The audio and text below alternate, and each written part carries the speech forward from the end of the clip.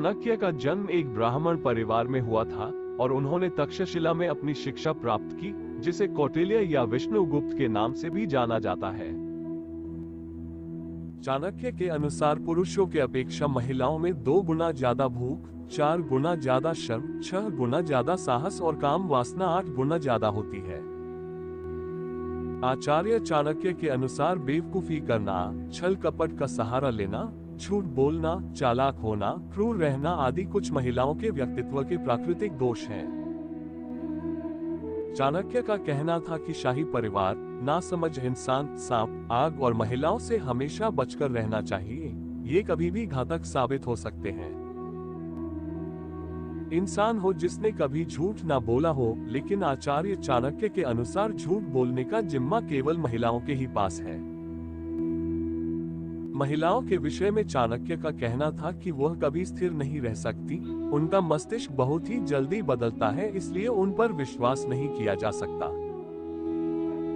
आचार्य चाणक्य का कहना था कि एक व्यक्ति को कभी नदी, शाही परिवार, सींग वाले जानवर, हथियारों से लैस इंसान और महिलाओं पर कभी विश्वास नहीं करना चाहिए, क्योंकि ये कभी भी धोखा दे देते हैं।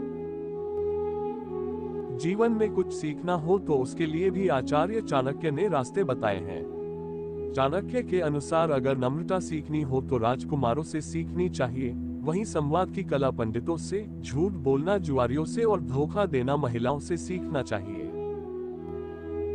आप ये तो सुनते आए हैं कि महिलाएं अपने पतियों के लिए व्रत रखती हैं। जाहिर सी बात है कि उनके द्वारा यह सब अपने पति की खुशहाली और उसकी लंबी आयु की कामना के लिए किया जाता है।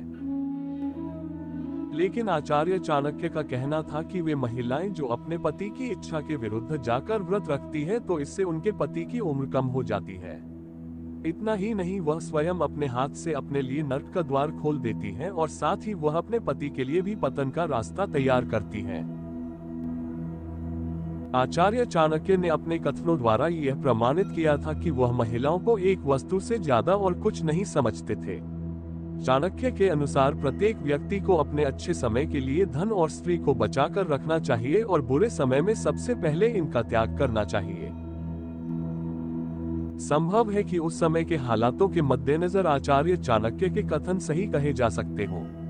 वैसे भी हमारे समाज में शुरुआत से ही महिलाओं को पुरुषों के अधीन रखा गया है, इसलिए उन्होंने भी महिलाओं को मर्यादा में बांधने के लिए यह कथन कहे हो, लेकिन आज के दौर में यह किसी भी रूप में ना तो उनसे मेल खाते हैं और ना ही उन पर लागू होते हैं।